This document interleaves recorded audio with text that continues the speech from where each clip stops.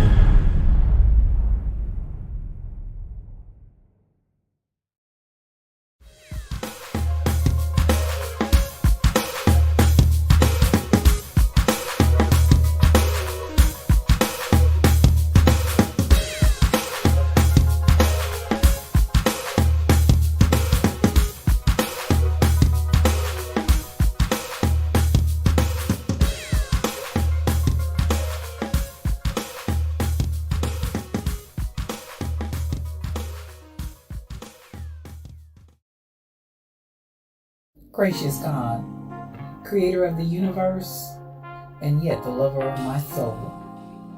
Alpha and Omega, and yet I can call you friend. I don't have to beg you for anything, but I can thank you for everything.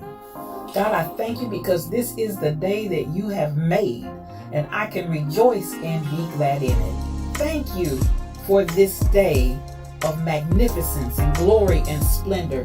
God, I thank you for life, health, and for strength. I thank you for soundness of mind. I thank you for peace, love, and joy. I thank you for the essence of you that envelops me right now, from the crown of my head to the soles of my feet. We thank you for this day of manifestation. We thank you for the day of revelation. We thank you for the day of impartation. We thank you as you move in the midst of your people to bring us to the greatest times that we've ever seen since the foundation of the world. Thank you, Lord, that for this time and for this season, you've allowed us to be a part of your move in the face of the earth. I thank you, God, for the revolution that you're bringing forth, God, even in the midst of the earth right now. And I thank you for the opportunity to be a part of what you're doing in this hour, because in the last days, saith God, you said you would pour out your spirit on all flesh. And so now we thank you for the pouring out. God, I thank you for the rain and the move of your spirit. I thank you for fresh oil. I thank you for new wine. I thank you for the new thing that you're doing. I thank you now that it does spring forth. I thank you, Lord, that you've called us to be the head and not the tail. You've called us to be above only and not beneath. You've called us to be the lender and not the borrower. You've called, God, that our storehouses would be full and increase. God, I thank you because even I decree and declare that the people under the sound of my voice, even now, are moving in the might of your strength. Not by might nor by power, but by your spirit. I thank you for those that are the sons and daughters of God that are called because they walk not after the flesh, but after your spirit. I thank you for the rising up of the people of your kingdom. I thank you that your kingdom come. I thank you that your will be done, even now in earth as it is in heaven. I thank you, Lord, because you are moving in the midst of your people mightily as never before. Raise us up, oh God, to the standard of what you've called us to be. God, I thank you for the standard of greatness. I thank you for the standard of holiness. I thank you for the standard of moving as the sons and daughters of yours, and not as vagabonds, not as those that never knew you, not as those that are confused and confounded, but God, those that know who they are in you. I thank you for the knowing. I thank you, God, for knowing you. I thank you for knowing your presence. Thank you for knowing your Holy Ghost power that gives us the ability to be successful. Your anointing that gives us the power to rise up and be called blessed. Thank you for that is in us. Thank you, God, for all things that pertain to life and godliness. Thank you because we are not confused. We are not deceived. And we thank you for that clarity of mind and the clarity of vision that allows us to walk forth as kings and queens, as princes and princesses in the kingdom that walk in the earth. We thank you that we are your beloved, and we rise up as the apple of your eye. We rise up, oh God, as those that you love with all of your heart. And God, we love you back. I thank you for soundness of mind. I thank you for soundness of spirit. I thank you that healing is our bread. Healing is our deliverance. By the stripes of Jesus, we're already healed. And we speak forth that healing even now for those that need it. Thank you, God, for every stripe that was taken. Thank you for the bruising. Thank you that he was wounded for our transgressions, bruised for our iniquities. The chastisement of our peace was upon him. God, with those same stripes we declare and we speak healing in Jesus' name.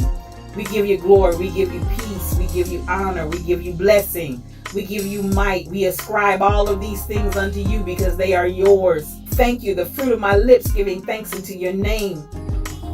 Ever giving you all that is yours. Glory, honor, power, dominion, majesty.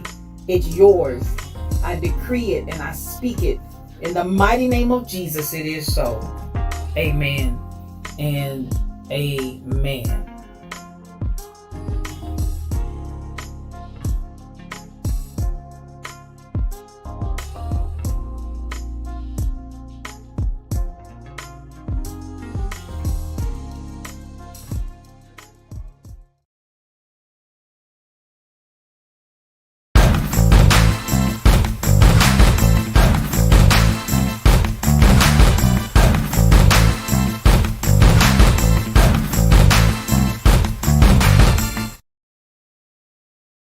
Well, good morning, good morning, good morning. I want to welcome you to today's edition of Yes You O Cubed. What does O Cubed stand for? One-on-one. Because it's just me and you. We have this conversation with one another, and I appreciate everybody's that's in the room. Now, today it is Friday. Can you all believe it's Friday already? It is Friday, August the 12th in the year 2022. And I tell you, we've made it through another week. We are so blessed to be here.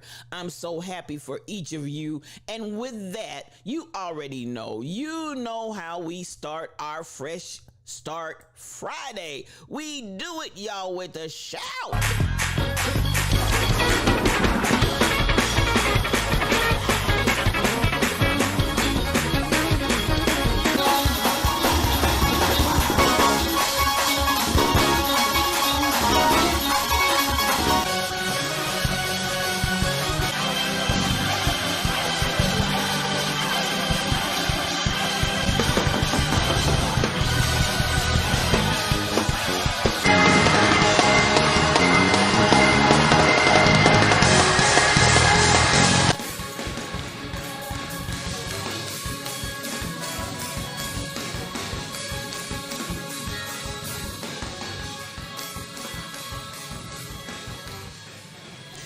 Yes, that's how we do it on Friday morning, because it's another week and we made it. We made it. We made it. Now, I tell you, I understand I'm having some sound difficulties here, so y'all bear with me and we're going to try to figure it out. Let me know if there's any difference for you, if you can hear anything differently or not. I want to say good morning to everybody. We're going to keep rolling. We're going to keep right on going. And keep me posted on what the sound is sounding like to you. Can you hear before I get started? I guess I want to just go ahead and start there so I don't have to have divided interest. Can you hear me? Can you hear me? Somebody told me the sound is very low. You feel like dancing and shouting? Come on, we're going to bless God with you. We're going to bless God with you. Okay, I got a yes. I got a yes. All right. Now, sound is good. Thank you. Thank you. Thank you. Now, this is how we do it, y'all. This is how we do it. We come in the morning and we just give love and we share that with one another. And we come on over and see who came to make sure there was plenty of love here waiting on us when we got into the Lion's Den. So this morning, I had 5 beautiful lions that came in this morning. 5 beautiful lions that came in this morning, and I just want to appreciate them, starting with my girl, yes, the evangelist of the Lion's Den, none other than Kai Chick. Thank you, my sis. That is the evangelist right there. Good morning, Andra Penn. I just want to stop and do that before I go a little any further. That's my friend right there. So much love coming to you. I want to appreciate you, Kai Chick, for coming in early this morning, and I see you.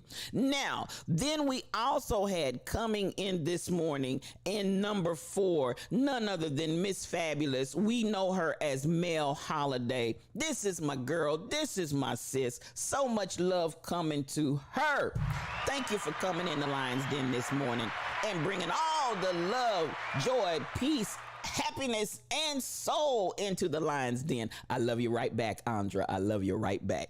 Now, let's get to our top 3 that came in this morning into the Lion's Den to bring us all of the love that we're feeling in here this morning. They started this day off right. And I want to start with none other than the 3rd person in the Lion's Den this morning. BTD Mom, otherwise known as Anita Harvey. Come on in here, Anita. Come on in here, sis. Go ahead and sit down on that love seat. Just make yourself real comfy, cozy right there. Won't you do it? Make yourself real comfy, cozy right there. And congratulations to you. Now, the 2nd person in the Lion's Den early this morning was none other than my sister, Din Darn, all the way from the UK. Din Darn, come on in here, sis. You were here bright and early. And you know I love you. I'm going to tell you what, yesterday, Din Darn, I'm still cracking up when I was having technical difficulties, honey. Din Darn bust into immediate prayer. She went into immediate prayer and started binding and loosing so the broadcast stream could go forth. I tell you, I was cracking. I was trying to get everything corrected, but I was cracking up. I said, Din Darn, listen, she does not play and she takes no prisoners. Mother's like, listen, we gonna have this stream today because I'm gonna pray it in. That's my girl, and thank you. Go ahead and tell BTD Mom, tell her to scoot over. Tell her to scoot over on that love seat and go ahead and rest yourself right there next to her. But the winner of Grandpa Holmes's chair is none other than our pastor from the ATL, Kim Possible. You are the winner of Grandpa Holmes's chair. Go ahead, sit your lips, your hips, and your fingertips. Go ahead, girl. Go ahead, pastor. Go ahead, pastor. Sit down. Choose your seat and sit down. You are the winner of Grandpa Holmes's chair. So much love to you, Kim Possible 7-Eleven. So much love to you, my beautiful sister. Now, let me say this as well. While I have her, let me also acknowledge and share 12 o'clock Central Time, Kim Possible 7-Eleven, along with Crazy Berry Town. They hold space right here in the Lion's Den every Friday at 12 Central Time, 12 noon. Anybody that's on that journey of grief, you are not alone. We are here with you, and it doesn't just have to be loss of a loved one. It can be loss of any sort. But if you're on that journey called grief, you are not alone. Meet us here for Good Grief, which is hosted every Friday at 12 o'clock Central on this channel. They will be here with us on today. So I appreciate you, Kim, and you, yes, are the winner of Grandpa Holmes's chair. So again, there's such good programming that is here on the Lion's Den, and I'm so glad for everybody that comes in and just helps and brings their energy. I want to just stop and go ahead. Oh, that's the wrong one. I just want to go ahead. Now, those are good folks too, but that's Sunday at 6. But again, today at 12 o'clock Central, Crazy Berry Town and Kim Possible will be here for anybody. And this journey called grief, it's a long journey. It can be a tedious journey. It can be a painful journey. It is going to be a healing journey. If you come and join us, we would love to have you as you go through the healing process and get all the love you can get, because honey, there's so much love here in the Lion's Den for you. Now, I just wanted to stop and do that before I forget, because I often forget to really talk about my 12 o'clock ladies that come on and do such a beautiful job, and they do such an awesome job. They're deserving of me stopping to really stop and talk and share what they're doing here in the channel.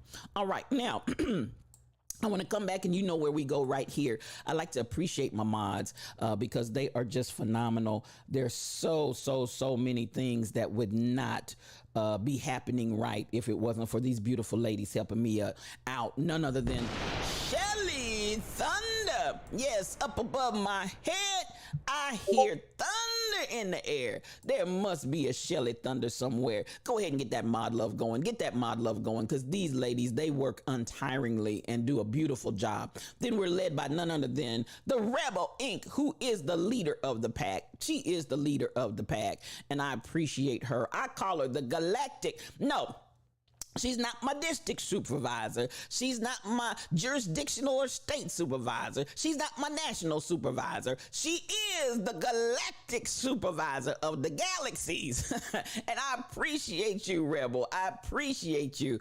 We will be raiding into her when we leave from here today for some anti-morning bangles and the cracks. So go ahead, hold your weave, hold your wig, because she's going to have you cracking up. And then, of course, the one who broke my studio on yesterday because she was on time, but she's on time again this morning. Listen, Michelle, I have to tell you, when I saw you in the studio on time, I got nervous.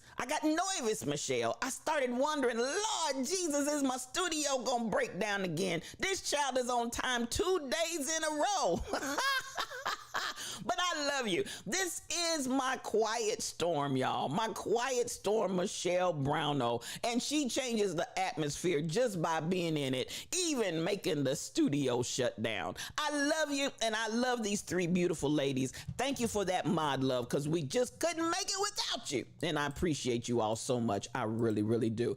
Now, let's get this party started. Let's get this party crack-a-lacking. Go ahead and get those coffee cups out. You know how we do it in here. Go ahead and get those coffee cups out, because as my mother said, when you walk into the room, speak to somebody. So listen, I love this phase every morning, and I takes my time because I love to just come over here and say good morning to every last one of you that come into the Lion's Den. So let's do this. Let's go ahead and say good morning to everybody that's in here, and I appreciate you.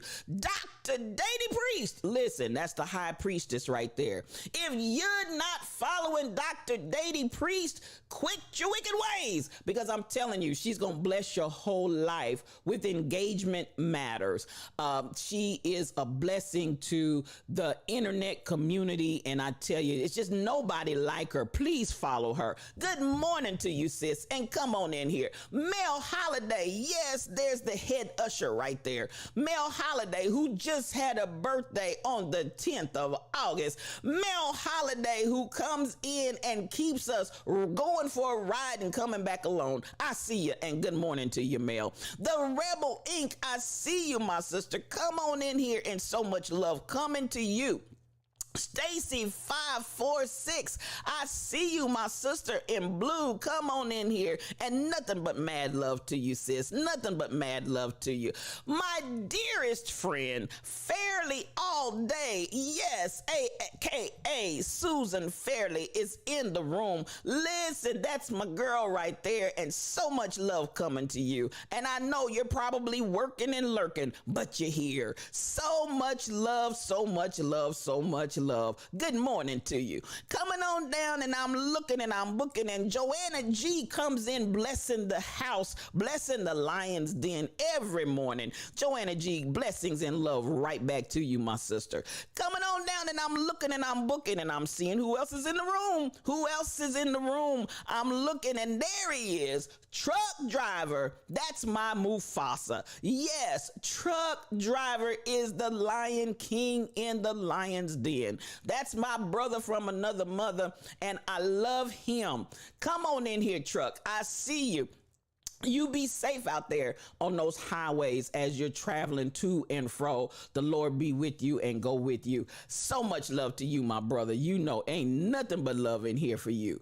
Coming on down, and I'm looking and booking. And as I said, Michelle Brown, oh Lord Jesus, 2 days in a row, this child has been on time.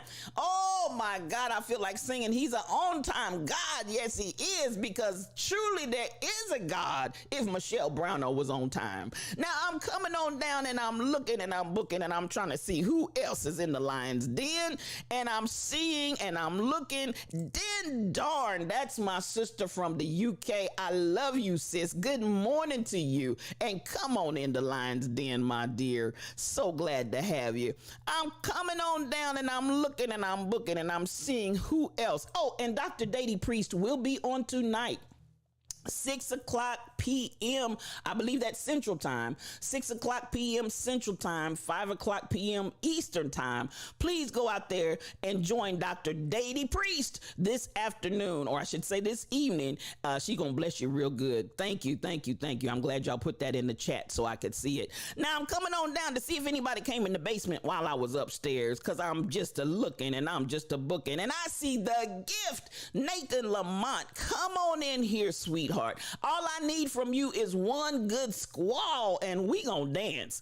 I love you, my baby. Downtown Melvin Brown, that's my friend and my brother from the KC. Good morning to you, Melvin Brown. I'm so glad every time I see your name, I feel like doing what we do, break out in a shout. I feel like shouting, because listen, we are those saints that got happy feet. Some folks' feet are sad, some folks' feet are hurting, but we got happy feet, and those feet do get light. You better ask somebody. Good to see you this morning, my brother. Come on in here. BTD Mom, I see you in the room, and good morning to you, my sister. So much love coming to you, dear. Thank you for being in the Lion's Den. And then my friend from KC and from way, way, way back, Andra Penn is in the room. Good morning to you, Andra.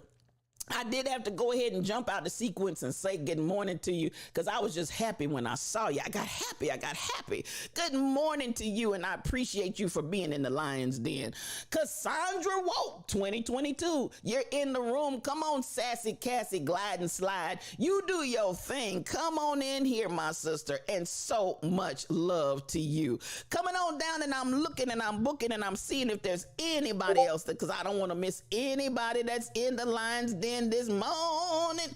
I want to say good morning to every last one of you. And there she is, Miss America. Woman Unsilenced is in the room. Come on, she is a streamer, you all. And she has absolutely phenomenal programming. I just cannot stress it enough. This sister has phenomenal programming. I want you to please go out there and follow Woman Unsilenced. Hit that bell so you can get the notification. And when she comes on, jump on in there because she's going to bless your life. Yes, she does a re-entry program with those that have been incarcerated. And I think her last stream, actually the person is yet incarcerated that she's having a stream with, but does a beautiful, listen, this is a ministry show enough. I told y'all yesterday, all churches are not ministry and all ministries are not in the church. So at the end of the day, what Woman Unsilenced is bringing to the table is nothing short of just straight up pure ministry. It's not your average typical traditional. It's totally outside the box, but baby, she's doing something over there. And her moderator, Tall Pumps, is pumping tall. Good morning to you, sis. They're doing a phenomenal job over there, and I'm telling you, you're doing a good work, and you can't come down. Keep on doing what you're doing. Keep on keeping on them babies. That's what they told. That's what they told my bishop, Carlton Pearson. Then just keep on keeping on them, baby. Don't stop. Don't stop. Don't stop. Keep on keeping on. Now I'm coming on down and I'm looking and I'm booking because I don't want to miss anybody. I want to get everybody that's in here this morning, and I appreciate you. Now, as I always say, K2 Hoop is in the room. You better hoop. Come on in here this morning. It's so good to see you in the Lion's Den. Come on, get you a seat, get you a cup of coffee, and let's get ready to have a good chat. How about that? Coming on down and let me see who else is in the room because I don't want to miss anybody. I'm looking and I'm checking it out, and I'm seeing and I'm seeing and I'm seeing. Is there anybody else? Is there one? Is there another one? I'm looking and I'm checking it out. Dr. Dady, oh, thank you for correcting. 6 p.m. Central Standard, 7 p.m. Eastern Standard. Thank you. I went the wrong direction with that, didn't I? My little brain this morning is half woke. It's not fully woke. It's half woke. 6 p.m. Central Standard, 7 p.m. Eastern. Thank you for correcting me so the folks ain't looking for you at the wrong time in the wrong location. Now, I think I got everybody. There she is. Crazy Berrytown. Good morning to you. There's my beautiful friend. And listen, this baby will Zumba you to Zion. If you're not following Crazy Berrytown, quit your wicked ways. I want you to go out there and follow her. Get your body right. Get your body right. You need to get up and exercise. Move those limbs. If you don't move it, you lose it. So please follow Crazy Berrytown. She brings quality programming every time she comes on the stream. I appreciate you, sister. So much love. And she will, as I said earlier, be here at 12 o'clock noon. And I'm telling you, she's gifted with this ministry and she's anointed. She is anointed for good grief. If you're on that journey called grief, join them today, 12 o'clock Central Time. She will bless you. Good morning, baby. Good to see you. I'm coming on down and I just needed a double portion of God's Spirit. Double Spirit is here. Come on in here. Come on. Quit your wicked ways. I looked over and saw that Crazy Berrytown. I see Double Spirit in the room. Both Double Spirit and Fairly All Day are the awesome moderators of the Queen High Priestess, Dr. Dady Priest. I see you, Double Spirit, and it's so good to have you in the Lion's Den this morning. Mod love to you, mod love to you. So much love coming to you, my friend. Now I'm coming on down and I'm looking and I'm booking, and have we said good morning to everybody? I believe that we have. That being said, come on and get your coffee cups out. Get your coffee cups out. Get your coffee cups out, because you know where we're headed right now. You know where we're headed. We like to just come around and talk about what had happened what happened while we slumbered, slept, and slobbered. This is our time to have some conversation. And I appreciate you all. And again, I started to say, but I didn't finish my thought. For those that are just holding space and you're not chatting, I'm glad that you're here as well. And so please know that you are just as vitally important as those that are in the chat talking. And I want to say thank you and good morning to you also. Now, I see that coffee cup. I see those cups, K2 Hoop. I see those coffee cups, Din Darn. I see you. Come on in here. Dr. Dady Priest, come through. Woman Unsilenced, come on in here. I appreciate all of you. I appreciate every last one of you this morning. Let's get this party started. Let's get this party crack-a-lacking. Now, it was reported to me while we slumbered, slept, and slobbered. Now, the story I'm going to talk about and start off is in my hometown arena, y'all. What are we doing in Johnson County, Kansas? What are we doing in Johnson County? My nephew from the West Coast all the way out in L.A., he is my news from viewers this morning. He sent this to me, and I tell you what, it's just a sin and a shame. Now, we have a story that's brewing, and I'm going to go ahead and I'm going to play the video first. And this is the first video that I believe was released relative to this story when it happened a couple of weeks ago. Now, they got a young black baby in custody that they're holding. Twanna's Twitch, the difference between the space between inequality. Come on in here. She is a streamer. Good morning to you. I appreciate you for coming in, especially since it's 4 o'clock in the morning where you are, 5 o'clock in the morning where you are. Michelle Browno, tell me what's happening out here in Shawnee Mission. What y'all doing up here? Tell me what y'all doing up here, because this stuff y'all got going on right here is dastardly. Now, the way this has played out initially, it was reported that this young black brother grabbed a police officer in the school's gun and shot him multiple times and shot the principal and yada, yada, yada. Now, of course, at the truth, because at the end of the day, y'all, at the end of the day, this is what we're continuously asking. Why you always lying? At the end of the day, it was reported to me that they have finally released the report this morning to actually confirm what the peoples was saying from the beginning. It was the popo and not the young black man that shot the principal.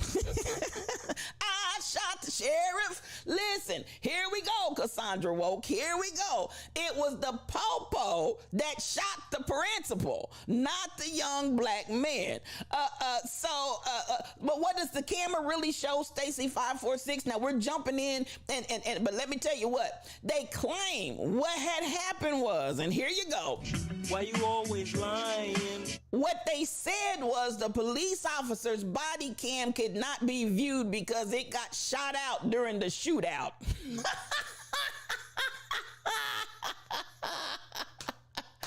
They said that the camera, the body cam of the police officer cannot be viewed because the body cam got shot out during the shootout.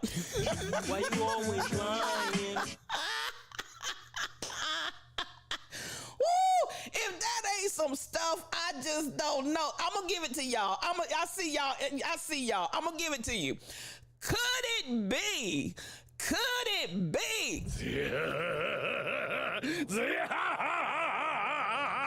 The devil?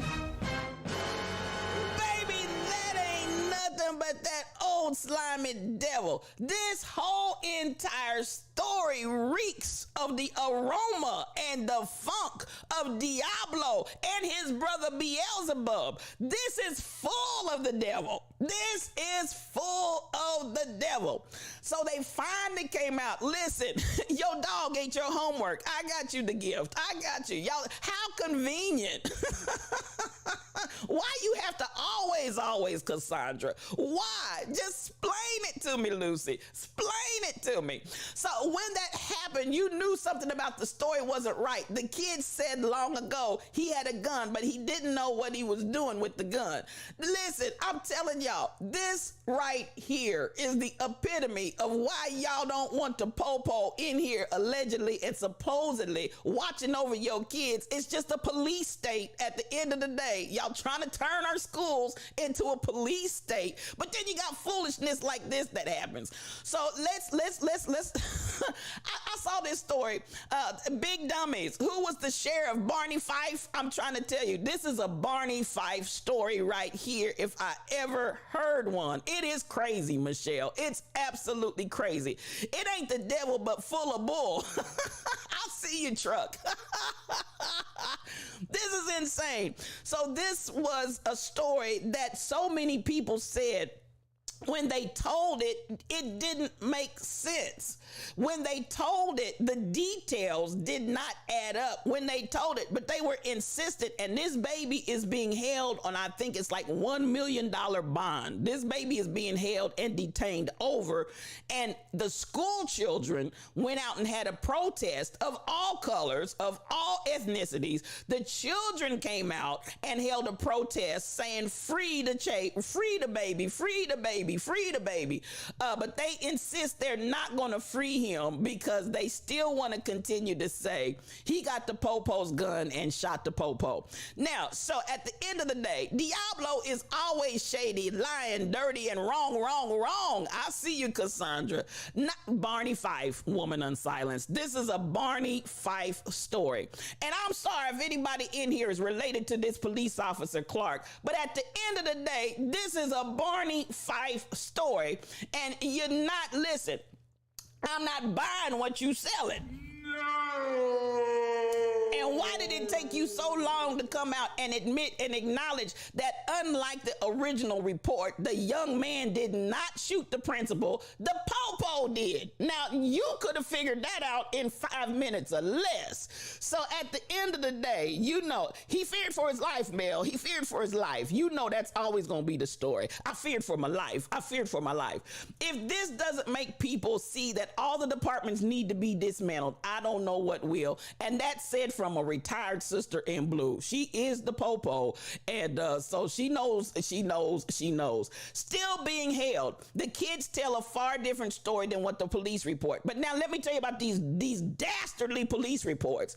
Child, they make these reports say whatever they want the reports to say, even as they make it up while they go along. They make these stories up as they go along, write this stuff down on a piece of paper, and that becomes the official report. But Michelle, the way the story is being told, all of the students and witnesses are testifying completely different to what this police officer is saying. So, you know, this is the kind of madness that we continue to endure in this here country. So, you know, at the end of the day, this young black man is sitting in the jail cell, I believe, with $1 million+ bond for attempted murder of a police officer that we can't see the body cam because he got shot in the body cam. Woo! You understand the words that are coming out of my mouth? He got shot in the body cam. Why you always lying? Kim Possible 7-Eleven, that's the pastor from the ATL. Come on in here, girl, because I'm cracking already.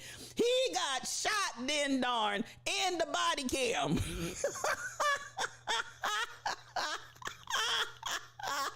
Woo!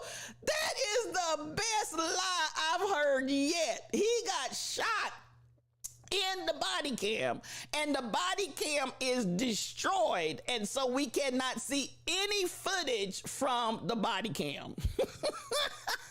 Could it be?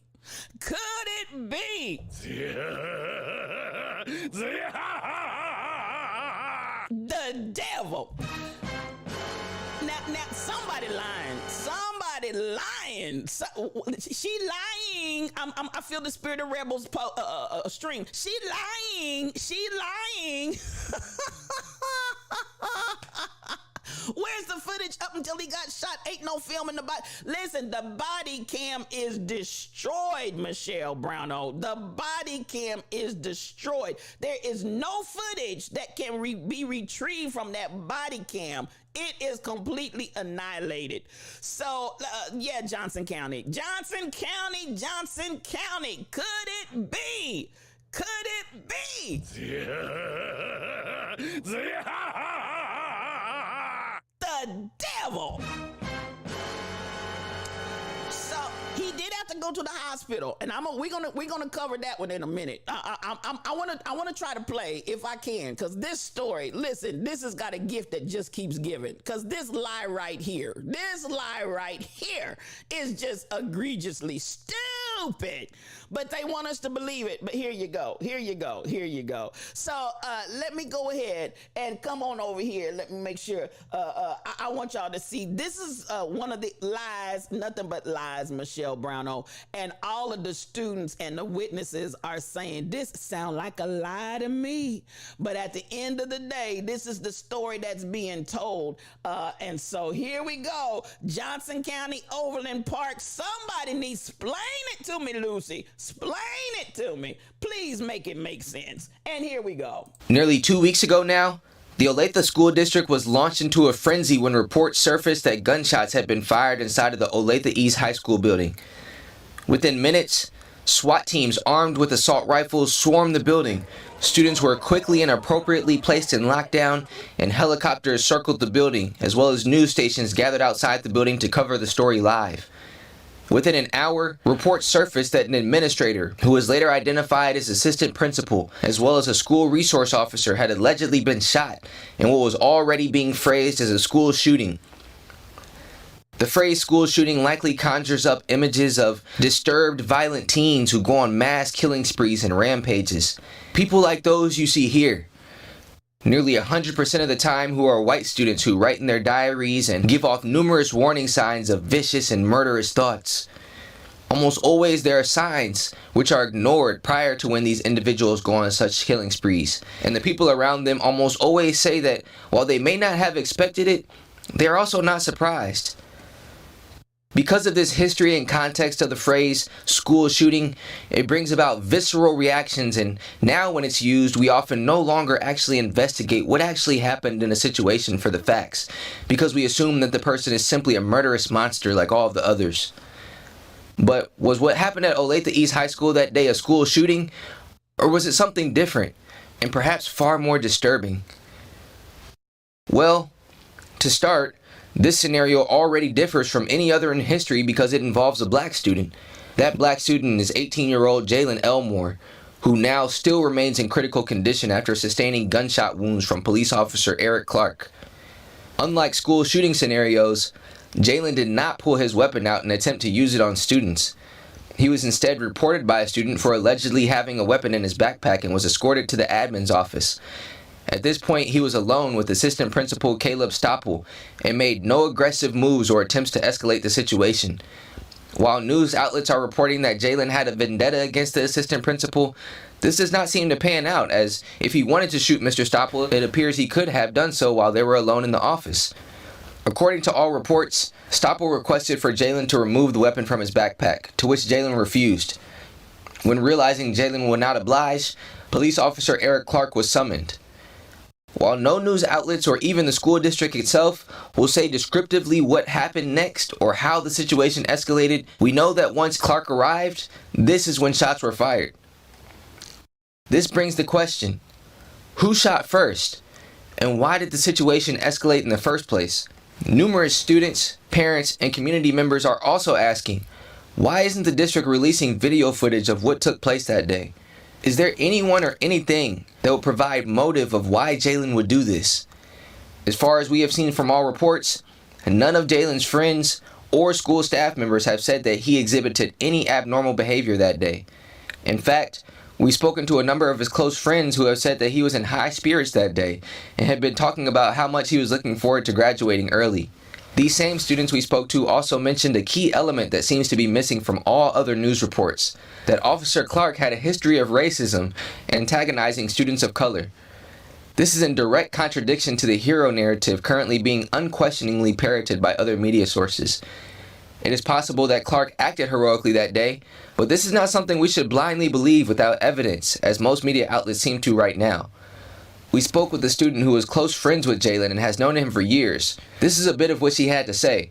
Quote, "He was the type of person to always have great energy and make people feel comfortable. He was always so fun to be around.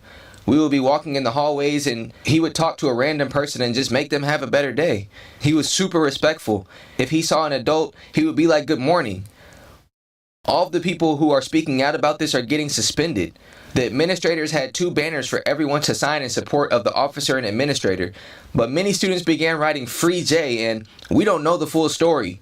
Those students got in trouble. They are silencing the students who are speaking out. Somebody made a separate sign for Jay for people to sign, and the administrator ripped it up in front of her face." End quote. We raise these questions and give these testimonies not to exonerate Jalen of all guilt, as no student should ever bring a weapon on school grounds. Having a weapon is certainly reason for suspension or expulsion, but it is not a reason to be murdered or face a life sentence. The community deserves to know the truth about what exactly happened that day. Was this a school shooting, or was this a black kid getting shot and potentially murdered by an officer who was employed to protect him? This is a news report by the Defender News Briefing. Now, the young people have started, and this is one of the reports that they put out. The young people have basically started. 5 schools, 1 family. Powerful show. They have actually started their own news media, and this is what I do like about it. Let me get back to slumbered, slept, and slobbered. This is what I do like about it. It has incited the young people to say, we need to start our own media outlet and begin to present our own narratives. I love it. I love it. I love it. I think that's a wonderful idea. I'm glad that it came to that. So this is obviously one of those news reports that they have done. However, I want to go back and I want to pull out again. Now, the students were saying and have been alleging that this police officer was racist anyway and has been having racist behavior towards the black kids in the school for some time. Now, this, if anybody is unaware, and most of you probably would be that are not in the Kansas City metro area, this is going to involve a school district of predominantly white children that is sprinkled and spackled with some black kids in it. Almost like the way that, yay to the kids. I'm with you on that, BTD mom. I'm with you on that. This is similar to the way that I was raised, where I went to a school district that was predominantly white, that did have black children in it, but it was a predominantly white school district. And one that considered, you know, when you go into the Johnson County area, you begin talking and dealing with typically those that are going to have money allotted to them per capita at a level much higher than the other school districts, because wealthier children and wealthier people tend to live in those areas. So this is the kind of scenario that you have where, yes, there are some black students there, but it is highly populated with wealthy white kids. So when you get that in the background and the narrative, you can understand the dynamic where the black children in this school district, or in this school, I'll say, are alleging and screaming that this resource officer was racist anyway. So your kid is a senior, and this year she will have her first black teacher. I got you, Michelle. And that's the kind of stuff where I think I had Dr. McCona as a teacher. I had Miss McConico, Irene McConico, as a black teacher. That's it.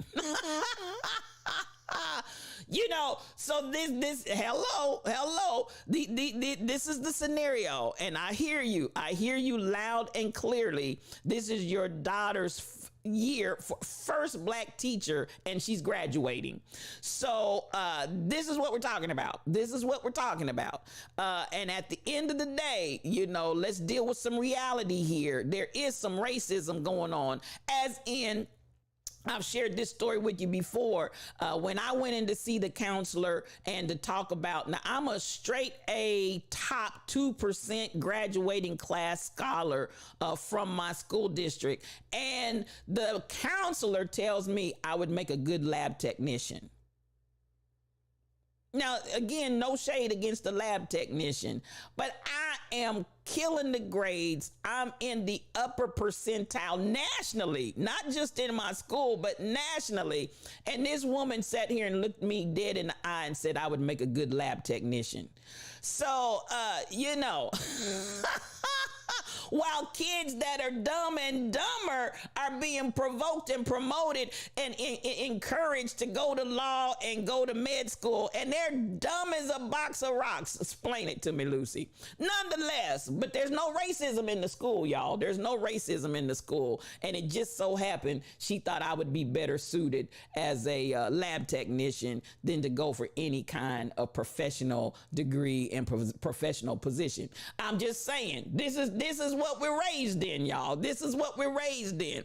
So, you know, I want us to kind of get a feel for this kind of story because, listen, black kids in a predominantly white school system, you got to deal with some things that people don't think about. But this is real talk and it's real racism. It's real racism. It's not perceived. It's not imagined. It's really there.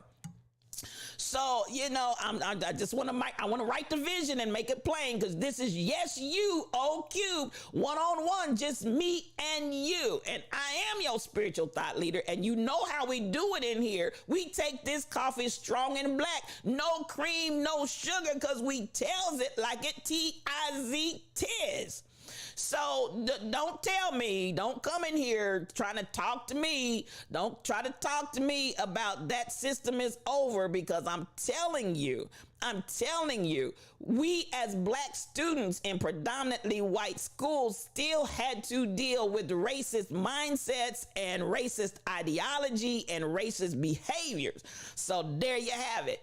Now, so this is why cultural competencies are necessary along with equity and access. Come on in here, Dr. Dady, because you talking heavy in here. Let me come over and look and see what y'all saying because I'm listening. I'm in here just running, bumping my gums. Let me see what the saints are talking about. The kid said he was a good kid, good grades, athlete, all of that, Michelle, all of that. Why, you know, at the end of the day, y'all, at the end of the day, this is some crazy stuff. The last paragraph right there. Come on. They do that out there too, K2 Hoops. I hear you talking. Yay to the students. I'm with you on that. And they did a great job reporting. I thought fairly all day. They did a great job reporting. And although I hate that this young man has been shot up and almost pretty near killed, sometimes it takes something as drastic as this to get the young people to go ahead and respond and enact and come to a point where they say, listen, we're going to rise up. We must speak. I'm glad that they're speaking. And I thought they did an excellent job reporting this story. I'm going to give it up once more and again. Where are his parents? I don't know, Tall Pumps. I'm not exactly sure what all is going on. This is just what's going on here. So he was looking forward to graduating early, which indicates he had to have a scholastic level that he was ahead of the game if he was going to graduate early. Understand that. Let's be clear. We're not talking about somebody sloughing off, somebody just, hey, this kid not only was an athlete that was gifted in sports, he also had a brain. So come on, explain it to me, Lucy. Explain it to me. This sub accused my son and his friends for being disrespectful towards her in class. And when the class spoke up on my son's behalf, they all got put on detention along with your son. Come to find out, out the sub had a habit of doing this to kids of color. Y'all just don't tell, come on, K2 Hoop. Don't y'all just turn your kids over to these school systems and trust and believe that they gonna handle your kids appropriately. My sister had to take action with my oldest nephew, who is a gentle giant, but she had to take some action because there was almost like this teacher had a bone to pick with him for no reason. And that child is not, never has been, and probably never will be a troublemaker. So listen, y'all, don't just turn your kids over to these people thinking that they're going to do right by your child, especially for those of us that have children that are in school systems that are predominantly white, speckled and speckled with just a few black kids. You keep an eye on your children and don't believe everything the folks tell you, because listen, they'll be lying. Sounds like the student hasn't been able to tell his side of the story yet, praying that he pulls through. I hear y'all talking. You had 0 black teachers in grade school, and Stacy and I went to the same school district. So understand, 0 was the number. And I'm telling you, in my years of education, I had two mints in one. That's all you get. 2. So, you know, at the end of the day, believe it if you will, honey, you pay attention. So we got to look at this stuff. That's the one that looked like she, Stacy, I'm not going to talk about that woman because she had issues. But don't come at me. How you gonna tell somebody that's ranking in the upper top percentile in the country you'll make a good lab technician? Shut up talking to me. Don't even look my direction. Shut up. And you're the counselor. They're paying you for this. Sit down somewhere. I just feel like telling her, even as I speak right now, have all the seats. Sit down somewhere. Ain't nobody studying you. Sit down with your white racist self. And this was my counselor, y'all. That was my counselor in high school as I was getting ready to graduate. I'm still mad about it. Can you tell? Explain it to me, Lucy. Explain it to me. Sounds about white, Dr. Dady Priest. Sounds about white. The school wasn't even going to tell me. You found out about it when your son came home with a bunch of kids saying your son is innocent. And listen, y'all, pay attention to the children because they're not always lying. Many of the things in the tales that they're sharing are really truths that are happening. These kids are tired of the lies and they are reporting it. Come through with that K2 Hoop as they need to. Both of his parents are both there and they're involved. Thank you for that update, Michelle, because I can't testify to that I don't know. But it's good to hear that. So listen, Rebel, I'm telling the truth, the whole truth, and nothing but the truth. You had 0 until you transferred to the public school in 8th grade. Good morning, DJ Pifu. I understand exactly what you're saying, Michelle. DJ Pifu is a streamer, y'all. Please go out there and support this brother. He has good excellent programming. Please go out and support my brother. That's another brother from another mother. I love you. You just transferred your son to a different district for high school so he can have at least one black teacher. Oh, the diversity or the lack thereof is real. The struggle is real. And so at the end of the day, this is what has come out today in the breaking news, y'all. This is the breaking news to the video that I showed. And again, kudos to those young people. They did an excellent job reporting on that story. Breaking news is that the school cop, not the black student, is the one that shot the principal during the Olathe East struggle. So let's be clear. So where we want to get the audience and the public, the general public, in an uproar behind the police officer and the narrative that he's telling, and understand they tell a narrative the way that they need to tell it so that they can get the public opinion sided in with them and get that momentum rolling. So now here we got two weeks plus later, we finally get the truth that, sir, this young man did not shoot the principal. You did. Barney Fife, you shot the principal. You shot the sheriff, but you did not shoot his deputy. Listen, you shot the sheriff. And at the end of the day, 2 weeks later, we get the information that you were the one that did it. Come on, BTD Mom. MCP 812, good morning to you. There's my sister cousin. So much love coming to you. Parents, this is BTD Mom speaking from experience, I promise you. Parents, and she puts this in all caps, bold, italicized. Please follow up on your child's progress in their education. Please, please, please do not assume anything. Don't assume anything. And don't just hand your babies over to these people. Please hear me when I say it. I listen, you notice I don't call her name, Stacey. She's not, listen, as far as I'm concerned, and her behavior, she ain't worthy of me calling her name. So at the end of the day, sit down somewhere. Sit down somewhere. I was a horrible student, so the counselors didn't talk to you. Stacey, I hear you talking. So Barney Fife, woman unsilenced, that's what he is. That's what he is, Barney Fife. So as we get this story, and again, you know, this young man's life will never be the same again, ever. This young man's life will never be the same again, ever. So now here we go. I'm gonna read just a little bit of this, but not all. In a major bombshell report, the Johnson County District Attorney has released information admitting that the assistant principal at Olathe High School was most likely, I love how they put that, most likely shot by Eric Clark, the school cop, and not by the black student Jalen Elmore. The report released by Johnson County District Attorney Howe on Friday details what happens in the moments before. So now, as we get into, while the report seems, I'm going to jump down and see, I want to skip some of this. While the report seems to admit that Elmore did not shoot the assistant principal, the report maintains that Elmore attempted to shoot the school cop first. Are we surprised?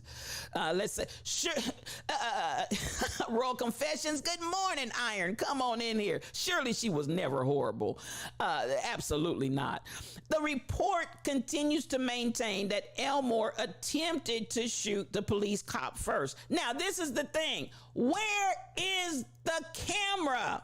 And this story that the camera got shot in the struggle. Listen, y'all, I'm not buying it. Why you always lying? I'm not buying it. And so at the end of the day, the district attorney's fact sheet alleges that the police officer was shot 4 times. Now, this is another discrepancy that they're pulling out. They're saying that the police officer was shot 4 times, right? In his left thigh, his right chest, and his left arm and shoulder. And despite all of these severe injuries, he was released hours later. Now, did you hear that? Now, y'all explain it to me. He's allegedly shot all these times, which included shooting up his body cam. He shot all of these times, but he's released a few hours later. Now, y'all, people, children of the corn, explain it to me, Lucy. Explain it to me. But Michelle, he probably shot himself. You explain to me how you are shot up low this many times, and this child was fighting for his life. That's the way you shot him. But when he shot you 4 times, his injuries were so minor, he was able to be released in a couple of hours. Now, y'all, where they do that at? Where do they do that at? Where do they? Come on in here, JB. Thank you for that story that you shared in views by viewers. I appreciate you. I appreciate you. News by views. I appreciate you, JB. And cops will lie. You explain it to me. Michelle Brown, you said it cracks me up how they had to specify the black student. And listen, I did that for a while when I worked in the city. And it just so happened that one of our administrators was a black female. And I had the job of actually going to make awareness to the newspaper because they always specified the black student. Anytime it's black people, they're going to put black in there. When it's non-black folk, they just leave it, you know, they don't say a word. Why do you constantly have to label black, black, black, black, black? And we were dealing with that so heavily back in the 80s and the 90s when I was working for the city. And that was part of my function in the human relations office. I would point out to the news media, and they were not oblivious to what they were doing. They were doing it and doing it on purpose. Nonetheless, I would always make them aware of how they were differentiating in the telling of a story by always saying black, black, black whenever they wanted to make something look really, really bad. And any other time, it was just a person of interest. It was this or that and the other. It didn't have black in bold living color. So you make a very valid point there. We have made that point since the 80s in the office that I worked in human relations, and they do it anyway. And they don't care, Michelle. They don't care. Even they know it's flagrantly biasing the readers. They do it anyway because they want to keep us big, black, and scary. They want to keep us big, black, ugly, and scary. So they do it purposely. And your point is well taken, and it is noted, and it has been something that the Human Relations Department since the 80s, I can testify because I was the person that had that job assignment, making the media aware of their usage of always identifying black people, the black student. Yeah, and they're doing it on purpose. They do it on purpose. And then want to feign ignorance and innocence. And they lying. Listen, they lying. Why you always lying? So at the end of the day, this story is just egregious. Love you so much, Stacy546. You have an awesome weekend, and thank you for being here. He shot himself and the body cam. More than likely, Kim Possible. More than likely. So you can't go to ER and get out of there in 2 hours. Listen, much less be shot 4 times, BTD mom. Much less be shot 4 times and get out of the ER in a couple of hours. That says to me, sir, those injuries that you sustained had to be awful minor. They had to be minor injuries. So at the end of the day, sir, no, sit down somewhere, have all the seats. So, you know, this kind of stuff is just continuously going on. And at the end of the day, I'm going to give it one more. Could it be? Could it be?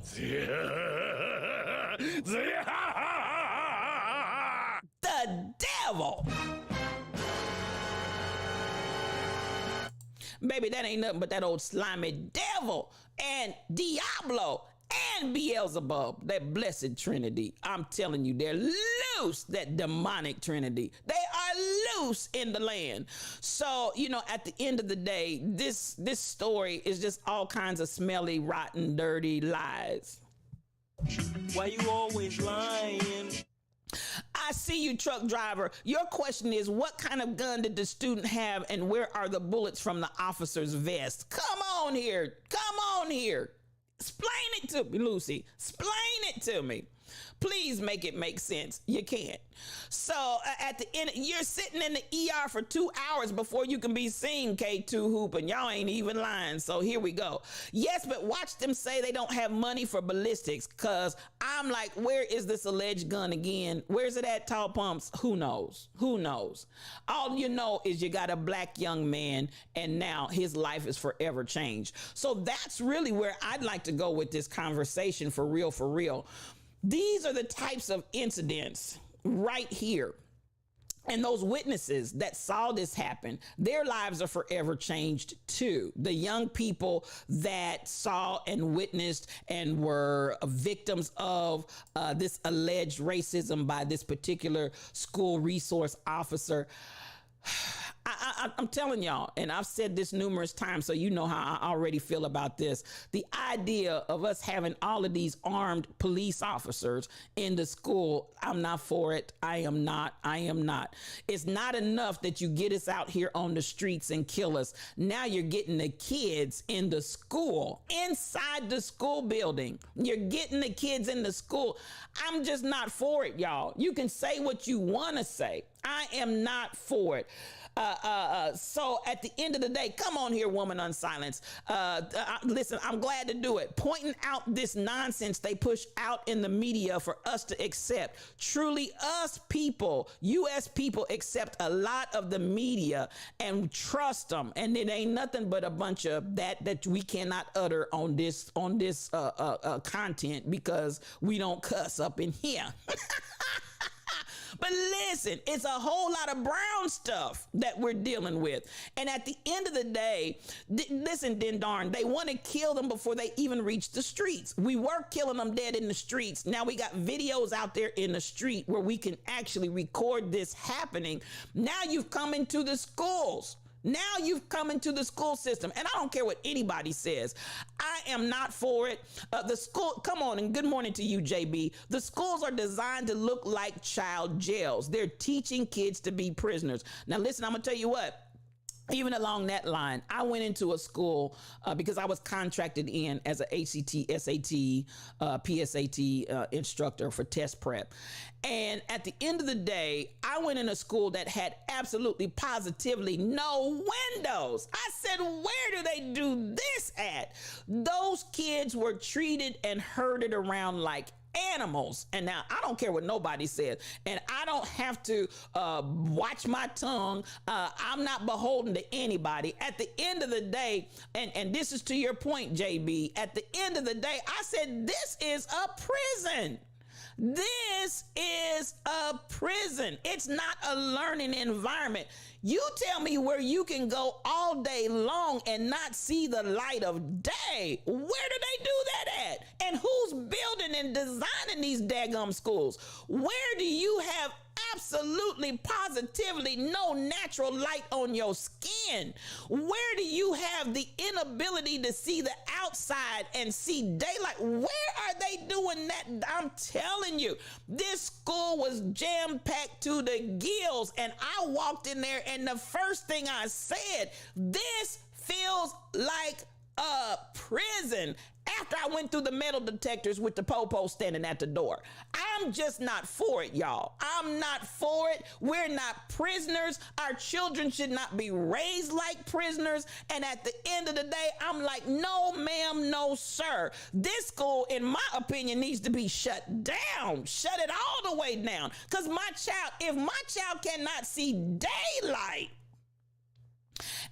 and the so-called rec area was concrete. Baby, this ain't nothing but a jail. Y'all better talk to me. This is nothing but a jail. You got concrete for playground. You ain't got grass nowhere to be seen. And my child can't see daylight. Baby, no, just no. I'm not for it, y'all. I'm not for it. So, you know, I think, we need to talk about this.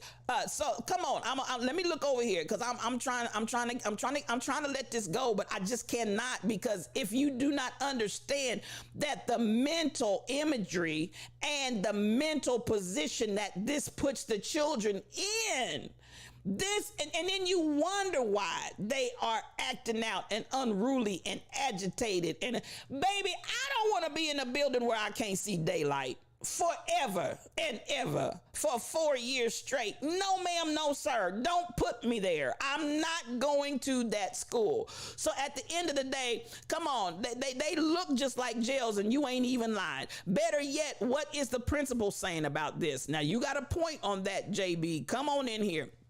We forget that the media's intentions were what they were from the beginning. Like most things, not looking out for us. Come on here.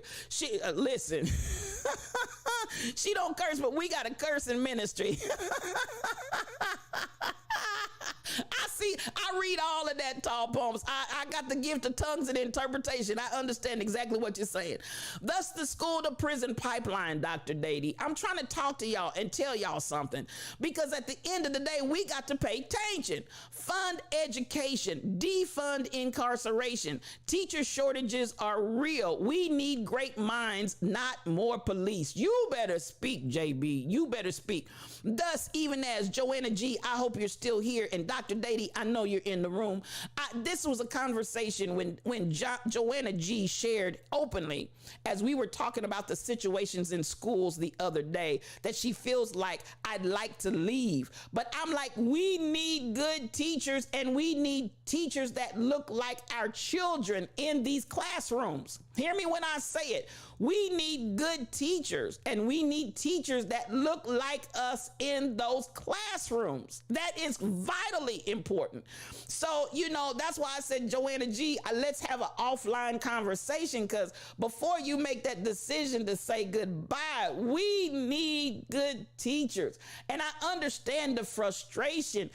This is why we need folks like Dr. Dady. This is why Dr. Dady, we need her, and I don't care if it's in the system, out of the system, but to rescue teachers that are in the system that are so frustrated, rightfully so. And at the end of the day, what is our recourse as a workaround? Because if we lose the good ones and the bad ones stay, woe be unto our children. What are we going to leave them with? Monsters. So this is where, I'm looking and I'm saying, how do we work around this? How do we get a means? Because if the good ones are tired and frustrated and ready to walk out, God forbid, what kind of monstrosity are we going to have and call it education with what we got left? So I don't know. I just want to listen. Royal Confessions, y'all try to join that cussing group. You already know. Joanna G, you said some years ago you saw a documentary that the schools were prepping children for jail, the barbed wire, the walking. Come on, all of that. Y'all better talk to me, and y'all better pay attention. It is a pipeline to prison, Twana and Dr. Dady. It's exactly that. And listen, I'm not going to let you get on the street. I'm going to take a good, promising, academically sound young black man that's ready to graduate early, and I'm going to shoot him and pretty near kill him. Do y'all understand the dynamics of this story? I'm going to take a young black man with promise, a young black man with academics, not just athletic ability. I'm going to take a young black man that's excited about going to college and pretty near kill him. If y'all don't see that handwriting on the wall. Yes, they are committed to the prison to pipeline. I've seen them line the kids up like they're on yard, honey. I'm telling you, and make them look at the playground as a punishment.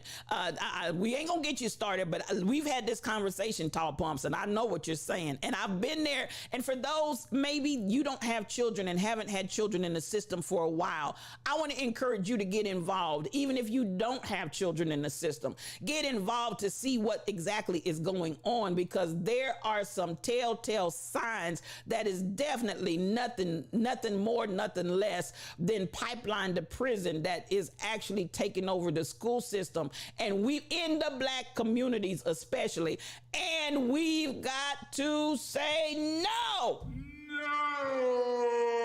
No, ma'am, no, sir. We just not gonna have it. We just not gonna have it. So at the end of the day, we got work to do. KK79, good morning to you, sis. So much love coming to you, and come on in the Lion's Den. So glad to have you in here today. Mike City,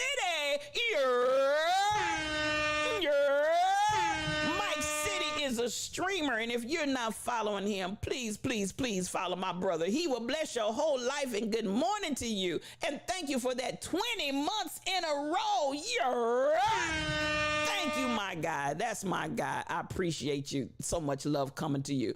The high school your daughter attends originally was built to be a juvenile hall. They kept the model. The city protested, and now they are remodeling the school. Good for you all, because our children are not prisoners. And when I tell you, every day I went in that school, it just irked my nerves. It just irked every fiber, every nerve in my body. Every time I walked in, hey, Dave, thank you for the hype train. I appreciate you all. So much love, and I appreciate you all. I see you. Thank you for those roaring biddies, Kim Possible. So much love to you. Joanna G98, thank you for those roaring biddies. So much love to you. I appreciate everybody that's given in this hype train. You never have to do it. Thank you so much that you did. I appreciate you. And we need to scream. We need to cry loud and spare not and say, stop building and sending our children to schools that look like, act like, feel like prisons. No, we're just not going to take it. No. We're just not going to take it. So at the end of the day, BTD Mom, thank you for those roaring biddies. I appreciate you, my sister. I appreciate you. So at the end of the day, and make sure those teachers that look like us haven't been indoctrinated, because what we do to each other from brainwashing is dastardly too. You better come on and say that. Come on, tall pumps. Come on.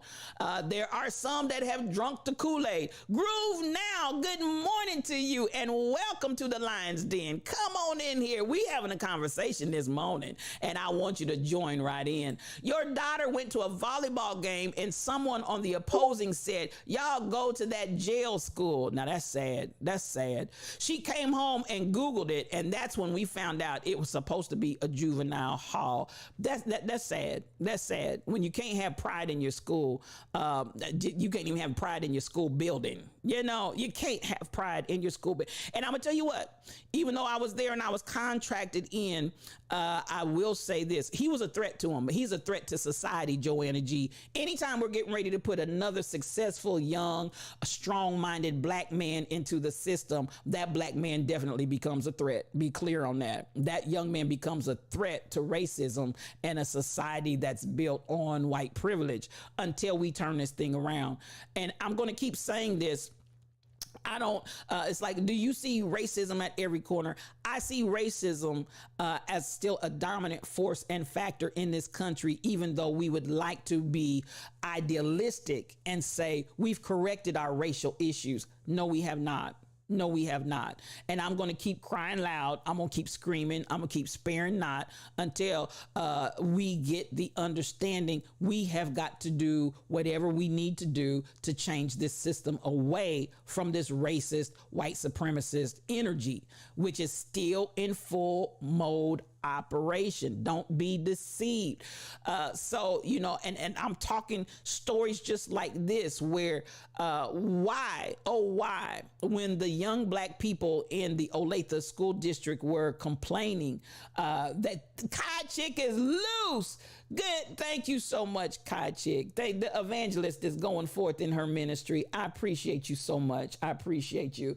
Thank you so much. Thank you so much. Little Southern girl, thank you. And you are now a part of the Lion's Den. And I'm so glad to have you. And Kai Chick, thank you for making it possible. You're just, come on. I appreciate y'all. Y'all just so K-Love for life. Come on. Thank you. Thank you. Thank you. Y'all just gifting and gifting and gifting. I appreciate you so much. Kai Chick, Michelle Brown, thank you so much. And hello and good morning to you, my sister. BTD Mom, thank you for those roaring biddies. I appreciate you all. Y'all did your thing. Appreciate you. And thank you for everybody. If I missed anyone that contributed to that hype train, I want to say thank you to you. Now, I want us to be mindful. This is a young black man with promise. And now his life will forever be changed. His life will never be the same. KK79, thank you for those roaring biddies. I appreciate you. Life will never be the same for that young man. And this is, you know, this is the thing that grieves my heart so, because the promise has now turned into a nightmare. The promise has now turned into a nightmare. And so at the end of the day, this young man, and in the morning time, I'm excited about going to college early. And by the evening time, I'm fighting to live. I'm literally fighting for my life and facing prison time. You know, the stuff that we do to our young black community, to our old black community, to the black community, period. The stuff that we do and the stuff that we see happen, only to have lies after lies after lies after lies being manifested. Why you always lying? Tall Pumps, thank you for those roaring biddies. I appreciate you, sis. So much love coming to you. And this, beloved, is why I do Yes You. Yes You. We need you. Yes You to get up. Oh, there's my baby. Go Ratty is in the room. Thank you for those roaring biddies, Go Ratty. And good morning to you, my brother. I love you. I love you. I love you. Come on in here. Come on. I need us to really stop and say, we've got to engage. You, yes, you've got to engage in what the solution to this problem is. We've got to engage ourselves to make the change, because we can't keep going down this path. We can't keep going down this road.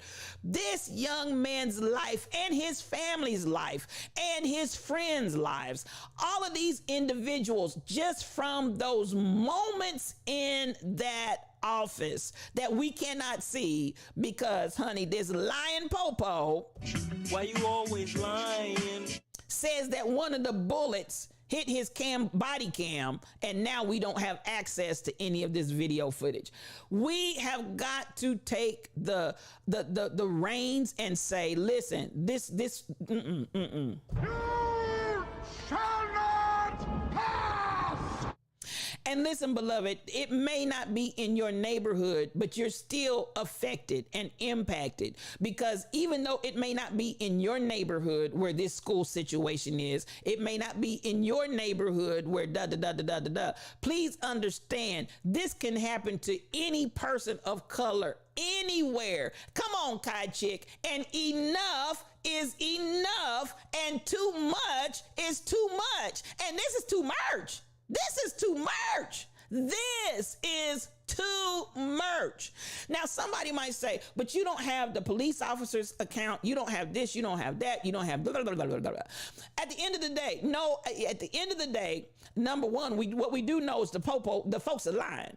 And number two, what we do know is that still this young man's life that had so much promise should not have been snatched and taken away from him just because at any level there would have been a means by which to diffuse this situation. And if you are not equipped with tools to de-escalate, if you are not, thank you for those roaring biddies, if you're not equipped with tools on how to deal without going all the way on high from 0 to 200 in 1 second or less, you don't need to be a popo. And I'm still telling y'all, get these popo out of the schools. Get them out. Get them out. Do you understand the words that I'm saying? Get these popo out of the schools, especially armed with weapons, because all you gonna do is shoot up my black brothers and sisters at the drop of a hat. And that's what I'm telling you, Kai Chick. You know how I do it in here. No cream, no sugar. We take this coffee strong and black. Get these popo out of these black school systems where they shooting out. Listen, when I go to those nice white areas in the schools out there in the private places, I don't see popo crawling all through there. Where the popo at?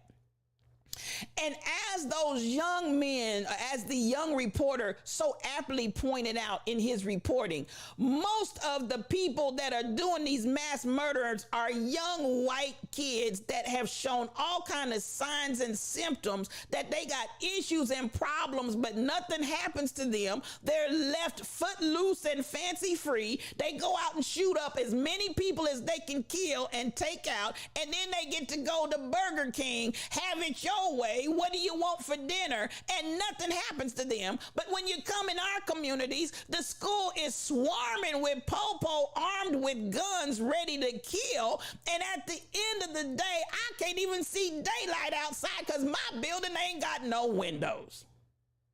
Good morning, Shelby Nicole Cosplay. Good morning. Get them out of these schools, woman unsilenced, because all they gonna do is kill our children. Now, y'all can say what you want to say. I said this the other week, the other month. The fastest growing element of law enforcement are police officers going into the schools. That is the fastest growing arm of law enforcement. Now, why? Tell me why. Explain it to me, Lucy. All of this crime that's going on in the world, all of this crime that's going on in the streets, why is the fastest growing arm and element in law enforcement going to school policing? People are retiring from their jobs. People are leaving the police force. People are leaving the streets to go into the schools. And somebody explain it to me.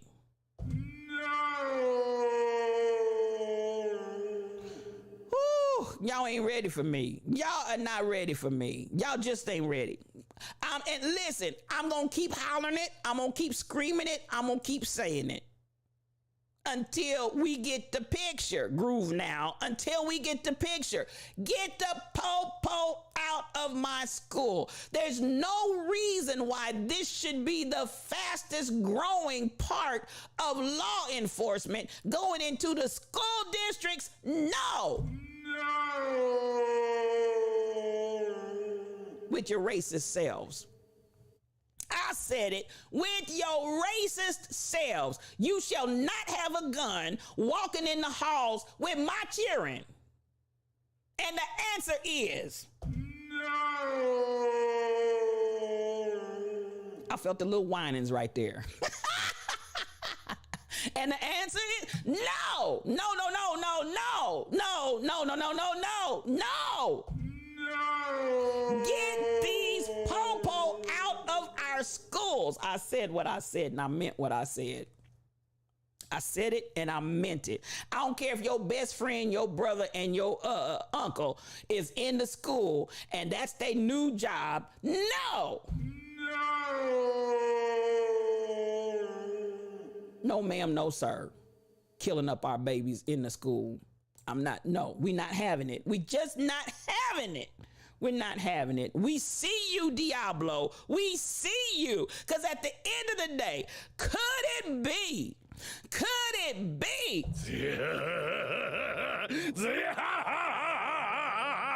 the devil? Baby, that ain't nothing but that old slimy devil. And his twin brother, Beelzebub. I said what I said. It ain't nothing but that old slimy devil and his twin brother, Beelzebub. Kai Chick, thank you for those roaring biddies. Thank you for those roaring biddies. Thank you for those roaring biddies. You heard what I said. It ain't nothing but that old slimy devil. And y'all can buy into this concept. I don't know what kind of Kool-Aid they out here serving us where we just drink this stuff up and just swallow it down and take it hook, line, and sinker. But whoever y'all are that feel like these po-po need to be in these schools with these kids armed up like they roaming the streets against the mafia, no ma'am, no sir. Thank you to everybody that participated on that hype train. I appreciate you. Listen, Hades recipients, the gift. Hades recipients is what they are. And at the end of the day, why, oh, why do we go along with this stuff? Why? Y'all explain it to me. Why do y'all agree to this? I just can't make it make sense. Why am I the only one screaming and hollering? No po-po in the schools. No. My God, today. Whew. I said what I said, Tall Pumps. And I'll add, you done got the Stillman motto. And add to it before you take it back. You better co-sign. Let's go. And our children should not feel like they're in prison. And that's all I got to say about that. You know, we got to do something different. We've got to do something different. And at the end of the day, Even if this young man survives his injuries, and I hope and pray that he will, even if he survives his injuries, unless he has a strong support system and strong stamina, he will never have the life that he could have had. John Studios, good morning to you, my brother. Good morning. He is a streamer. Y'all please go out there and follow John Studios. He'll bless your whole life. I appreciate you, baby, for coming in. So listen, that was brought to us by JB. Thank you, JB. Thank you. News from viewers. I always go in and y'all have some good stories out there. And I appreciate you, JB. I appreciate you, baby. Thank you for that. And you made me aware of a story that I didn't know about. And I'm always wanting to know what's going on. But when you mess with my babies, and I'm going to tell you what, I stand and I'm going to stand up for everybody. When you mess with my babies and you mess with old people, it just stirs up my righteous indignation. I can't take it. When you mess with the babies and you mess with old folk, baby, you just might as well get ready, because spiritual thought leaders, I'm coming for you. I'm coming for you. Because no, don't mess with the babies. Don't mess with the elderly. You just all kinds of wrong. You just all kinds of wrong when you stoop to those levels, as far as I'm concerned. Don't mess with nobody, please. But by all means, not the babies. And what was going to be a celebratory day of being excited about going to school early and graduating early is now nothing less than a tragedy. So there you have it. I've said all that I can say on that right now. And I want to come here just for the conclusion of the matter on Friday, Fresh Start Friday. Somebody gave me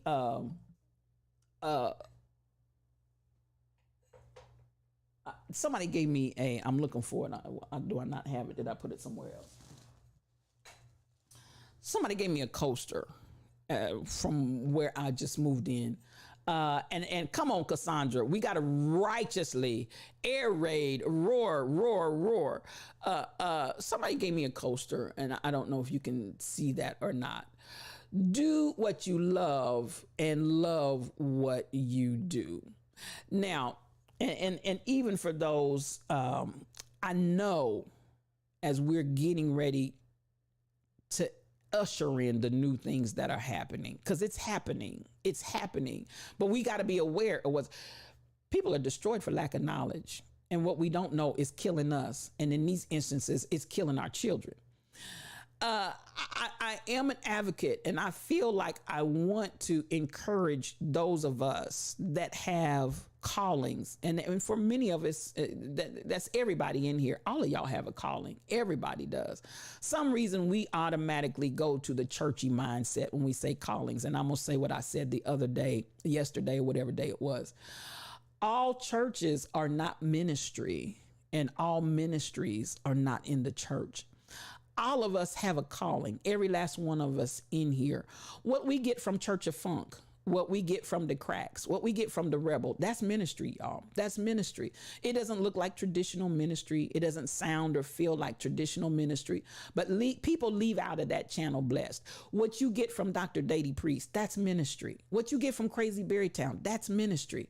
Mike City, and I could just go on, John Studios, the different streamers that are in here. What you do out and about in your neighborhood. Tall Pumps has A Woman Unsilenced. My God, that's ministry. That is non-traditional ministry to its fullest, because she's dealing with the population that nobody wants to touch. Nobody wants to talk about. Everybody wants to turn their nose up. Everybody wants to speak ill of. And that is those that are in the prison system and institutionalized in the prison system. Man, and that reentry program, I love it. I love it. A Woman Unsilenced. I just absolutely love the anointing that's on your life with that reentry program. It's powerful. And you're speaking to a demographic that needs to be spoken to. You're touching a demographic that needs to be touched. And just like the Good Samaritan in the story, that so many people want to walk by on the other side while talking about the person that's over there laid on the side of the road.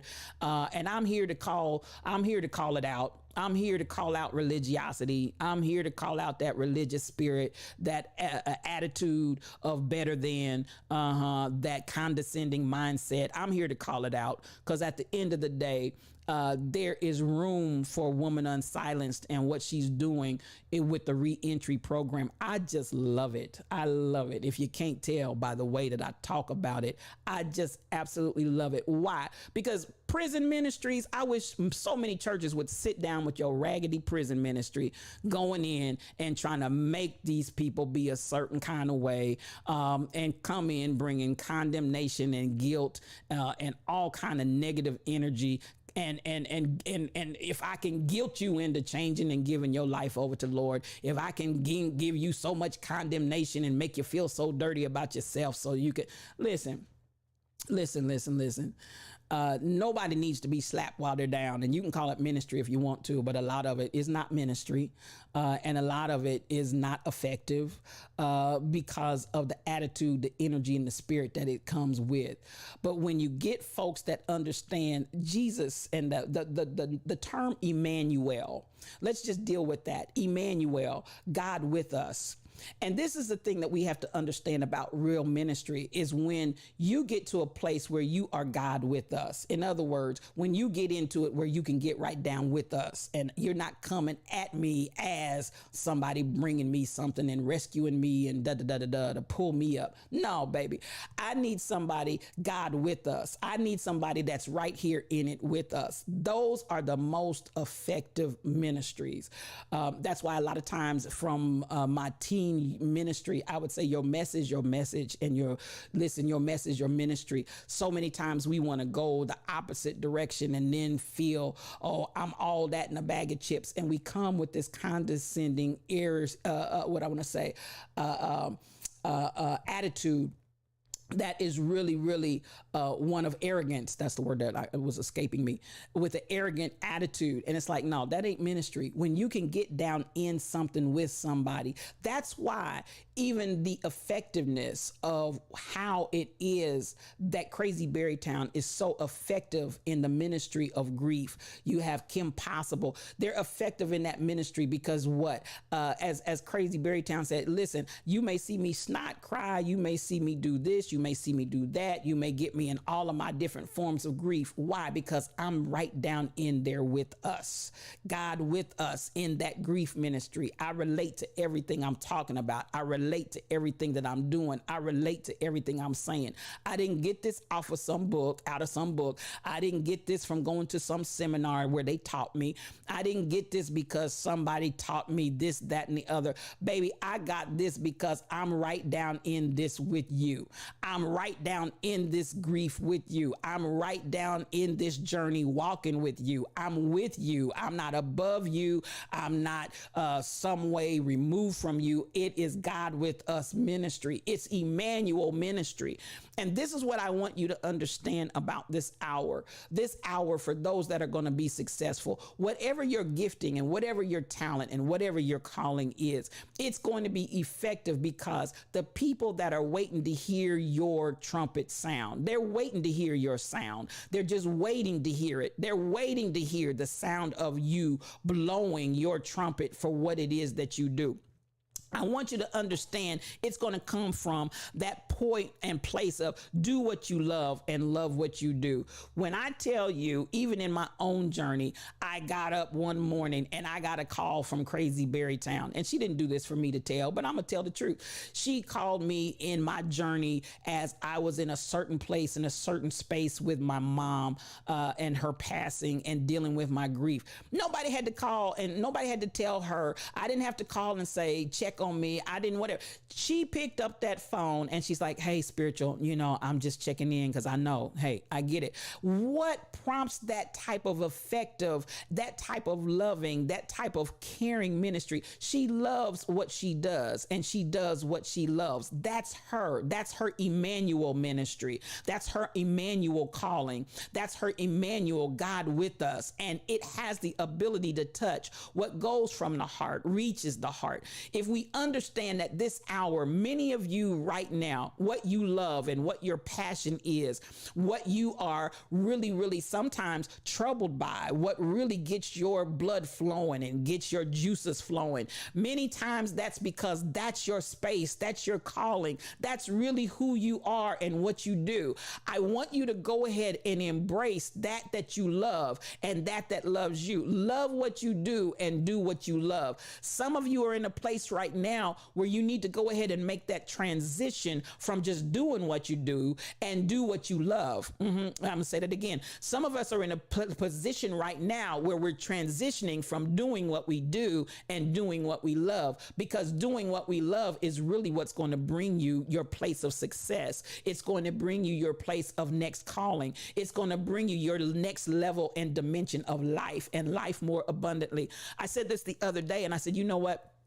I've had a good life. I'm not denouncing that in any way, shape, or form. I've had a great life. I really have. But I've not had life more abundantly yet. And I'm not leaving this life until I have life more abundantly. I'm determined. I'm in a phase right now where I'm having and going to live life and life more abundantly. How does that come about? By doing just what this little coaster told me. Listen, do what you love and love what you do. Do what you love and love what you do. Get that passion, woman unsilenced. Get that passion and do it. Get that passion and live it. Get that passion and work it. Get that passion and walk it, talk it, be it. Be completely consumed with it, because baby, that is really what you are here for. And I think so many times we're taught and we're geared in so many other directions. Just like that counselor told me, you would make a good lab technician.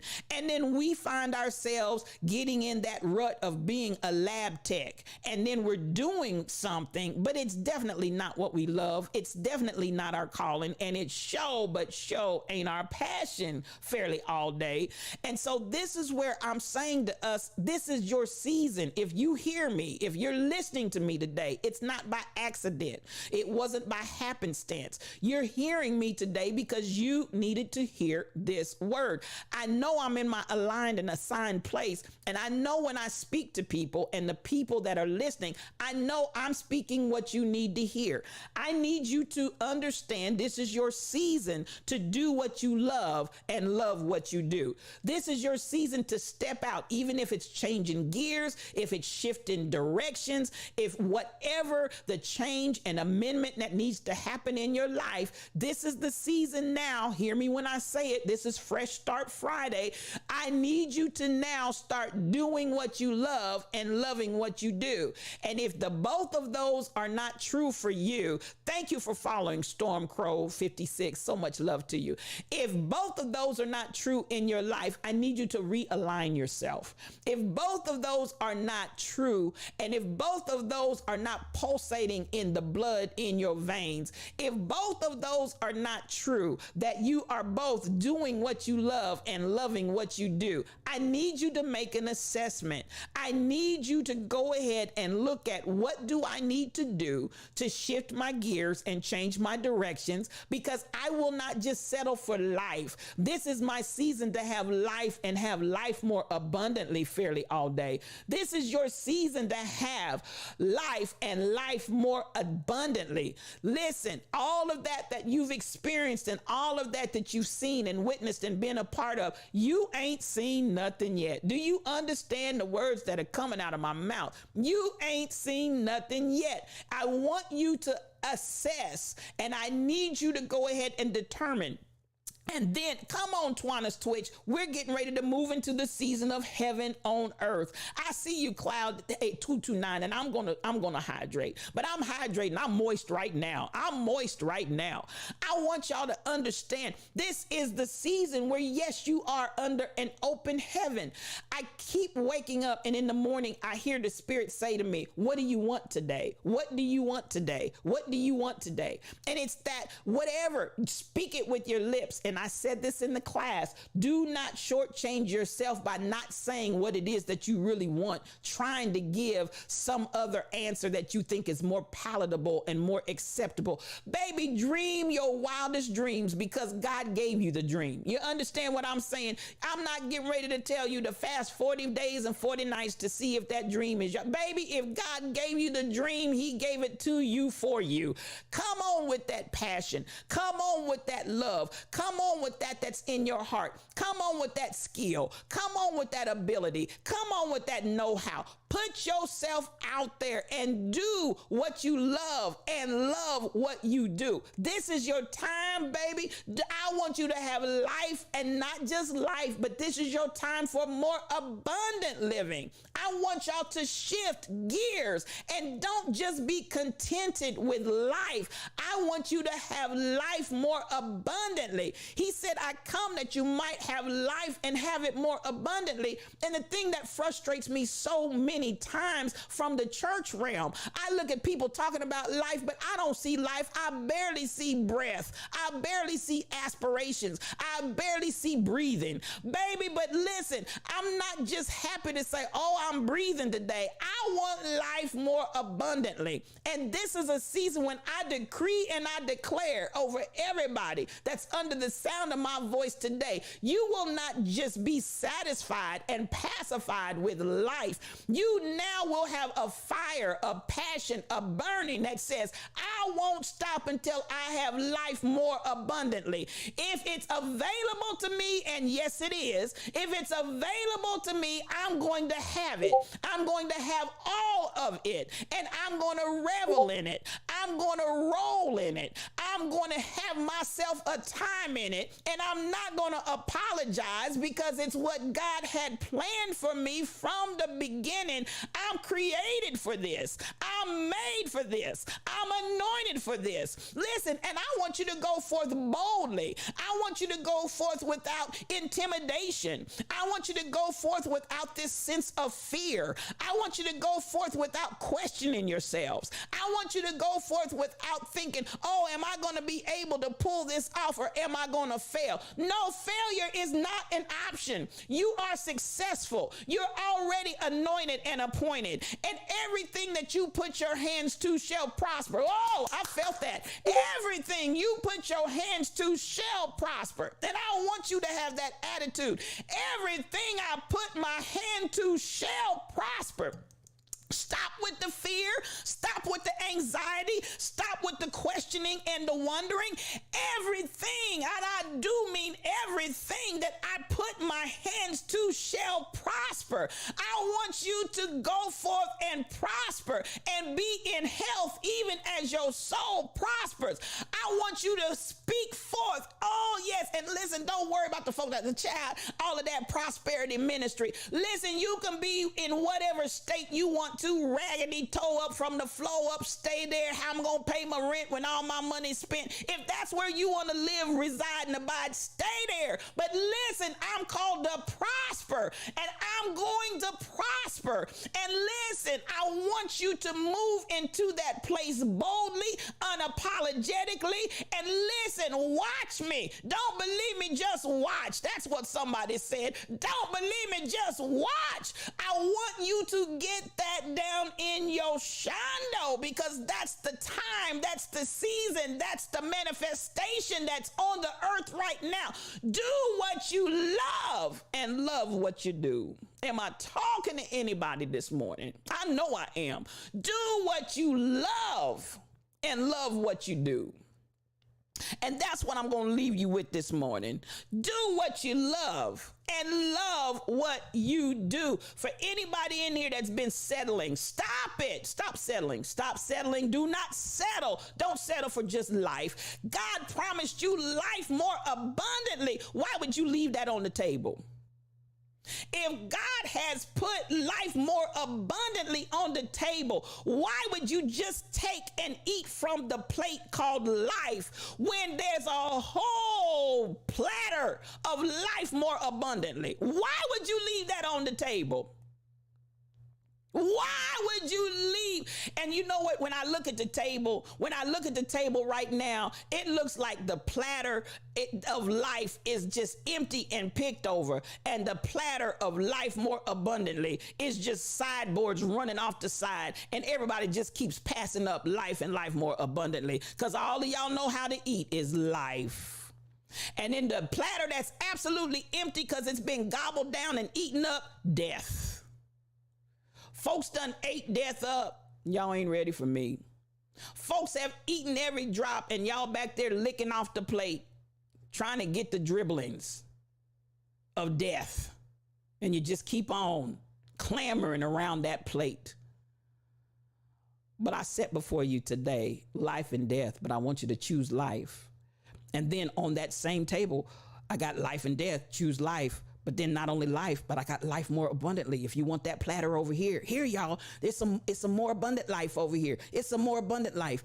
And the reason why you're in the lion's den today, because it's time for you to choose the platter of not just life, but it's time for you to choose the platter of life more abundantly.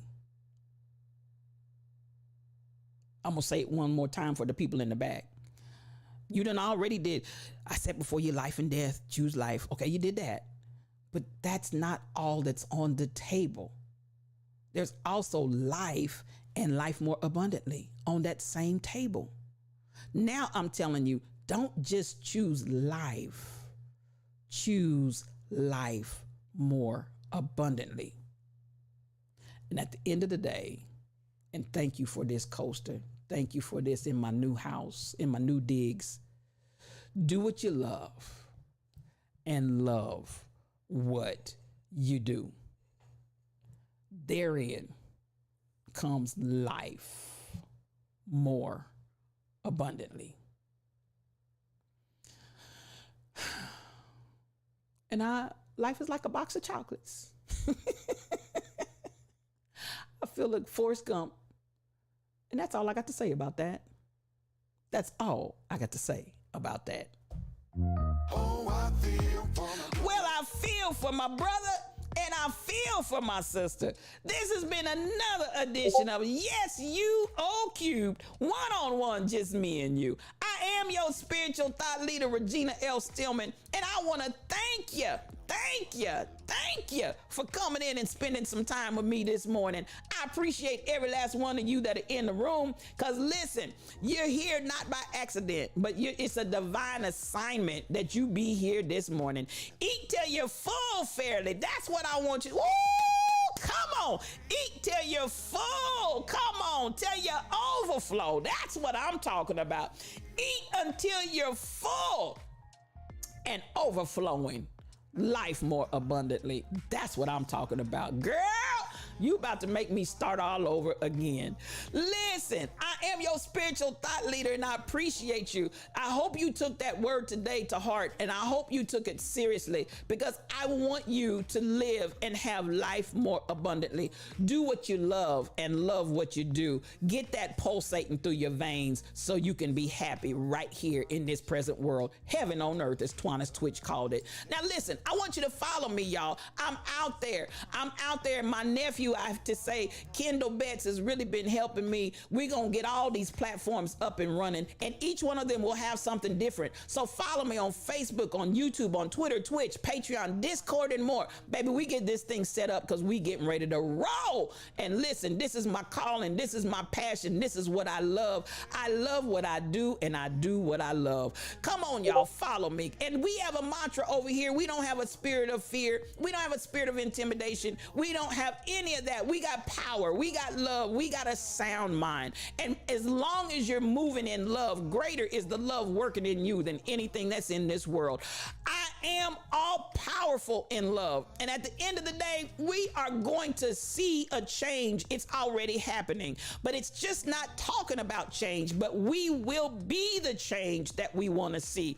And you don't have to worry, because you're not in this alone. Listen, this pride, Pride, this Pride Alliance is relentless, and you're going to hear us roar. It's us, you, me, we all. Now listen, join me back here at 12 o'clock noon Central Time, because good grief will be going on, and I want you to be a part of that. Won't you come back and see me at 12 o'clock Central? Crazy Berrytown, Kim Possible 7-Eleven, those gifted and anointed ladies, they got the Emmanuel ministry. The God is in here with us ministry. Come back and join us. Now, this isn't the den of iniquity. This is the den of activity. And y'all been busy up in here today. Kai Chick, BTD Mom, Kim Possible 7-Eleven, Tall Pumps, Go Ratty, Joanna G, KK79.